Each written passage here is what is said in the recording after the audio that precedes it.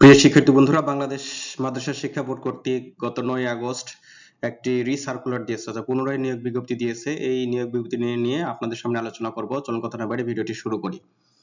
আমরা এখানে দেখতে পাচ্ছি বলেছে যে বাংলাদেশ মাদ্রাসা শিক্ষা বোর্ডের ও আঞ্চলিক কার্যালয়সমূহের জন্য নিম্ন বর্ণিত স্থায়ী শূন্যপদের বিপরীতে অস্থায়ী ভিত্তিতে প্রকৃত বাংলাদেশের নাগরিক হতে নির্ধারিত সময়ের মধ্যে নিম্ন বর্ণিত শর্তে অনলাইনে আবেদনপত্র আহ্বান করা যাচ্ছে। অনলাইন ব্যতীত সরাসরি কোনো আবেদনপত্র গ্রহণ করা হবে না, সে কথাই বলেছে। আমরা পদগুলো দেখে নেই। প্রথমে এখানে বলেছে অফিস সহকারী কাম কম্পিউটার মুদ্রাক্ষরিক।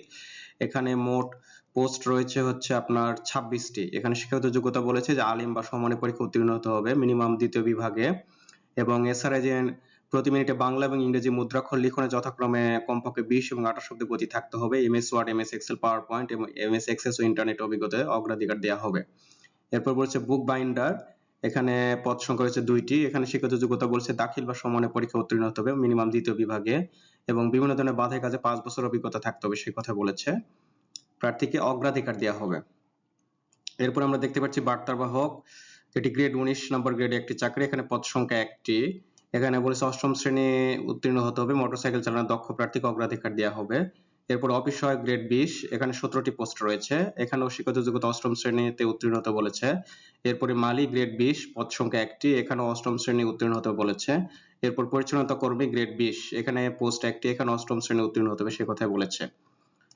তো বন্ধুরা, আপনারা জানেন যে নিয়োগ সংক্রান্ত যে শর্তাবলী প্রতিটি চাকরির পরীক্ষাতে সাধারণত সেমই থাকে। তারপর আমরা দেখে নিব যে কি কি শর্তাবলী রয়েছে।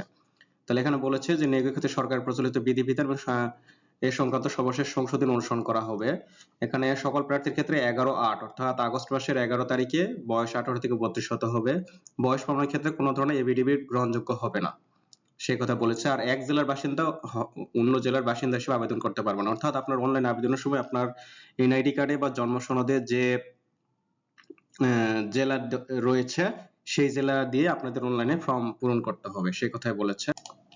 আর বাকিগুলো আপনারা জানেন যে বিবাহিত মহিলা প্রার্থীদের ক্ষেত্রে স্থায়ী ঠিকানা হিসেবে স্বামীর ঠিকানা ব্যবহার করতে পারবেন, সেই কথা বলেছে যে ব্যবহার করতে হবে। আর কোনো প্রার্থী যদি বাংলাদেশের নাগরিক না হন কিংবা এমন কোনো ব্যক্তিকে বিয়ে করার প্রতিশ্রুতিবদ্ধ হন কিংবা ফৌজদারি আদালত কর্তৃক নৈতিক স্খলনজনিত অভিযোগে দণ্ডিত হন, তাহলে বা সরকারি কোনো প্রতিষ্ঠান বা স্বায়ত্তশাসিত প্রতিষ্ঠান হতে চাকরিতে বরখাস্ত হয়ে থাকেন, আপনারা জানেন যে সকল নিয়োগ বিজ্ঞপ্তিতে এই কথাগুলো থাকে, তিনি আবেদন করে অযোগ্য বলে বিবেচিত হবেন।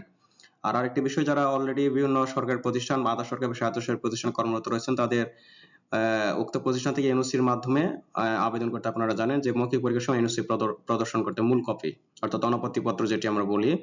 আর এগুলো তো জানেন যে প্রার্থী কর্তৃক প্রদত্ত দাখিলপত্র জাল, মিথ্যা বা ভুয়া প্রমাণিত হলে তার প্রার্থিতা বাতিল করা হবে, আইনের ব্যবস্থা গ্রহণ করা হবে।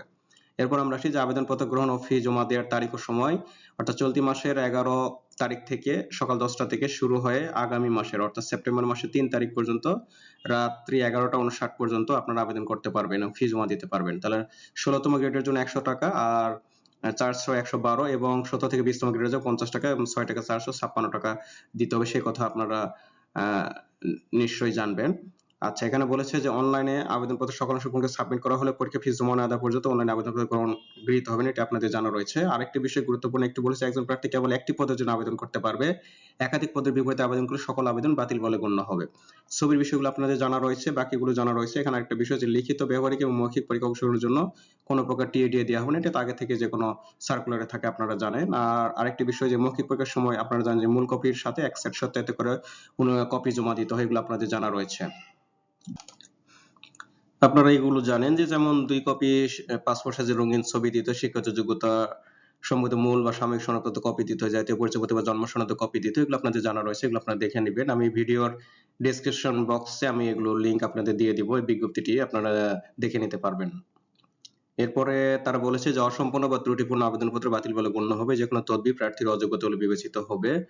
আর প্রার্থী কোনো তথ্য গোপন করলে, চাকরি করলে নিয়োগপত্র বাতিল সহ বিরুদ্ধে আইনের ব্যবস্থা গ্রহণ করা হবে, সে কথা বলেছে। আরেকটি বিষয় বলেছে যে আবেদনকারীর নাম, পিতার নাম, মাতার নাম, জন্ম তারিখ, নিজ জেলা সহ অন্যান্য সকল তথ্য সংশ্লিষ্ট সনদে যেভাবে রয়েছে সেভাবেই অনলাইনে আবেদন ফর্মে পূরণ করতে হবে, সে কথাই বলেছে।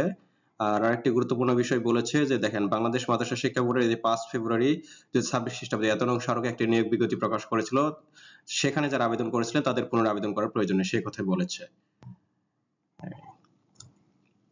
আর অনলাইন আবেদনপত্র আবেদনের নিয়মাবলী আপনারা জানেন যে যেখানে তারিখ দিয়েছে 11/8/2026 খ্রিস্টাব্দ সকাল 10টা থেকে শেষ সময় 3/9/2026 রাত 11:59 আপনারা জানেন। এগুলো ছবি টবি এগুলো এই সিস্টেমগুলো আপনাদের জানা রয়েছে, এগুলো আপনারা জেনে নেবেন। তো বন্ধুরা আরেকটি কথা এখানে বলেছে যে আপনাদের যে নাম্বারটি দিবেন মোবাইল নাম্বার সচল রাখতে হবে। মোবাইল নাম্বারে আপনাদের প্রবেশপত্র ডাউনলোড সহ সকল কিছু থাকবে সে কথা বলেছে। এইজন্য সচল নাম্বারটি আপনারা এখানে আবেদনপত্রে উল্লেখ করবেন। তো ভিডিওটি এখানে শেষ করতে যাচ্ছি। বন্ধুরা যদি ভিডিওটি ভালো লাগে থাকে আমার চ্যানেলটিকে সাবস্ক্রাইব করার অনুরোধ রইল এবং ফেসবুক পেজটা ফলো করে আমার পাশে থাকবেন। সে পর্যন্ত ধন্যবাদ।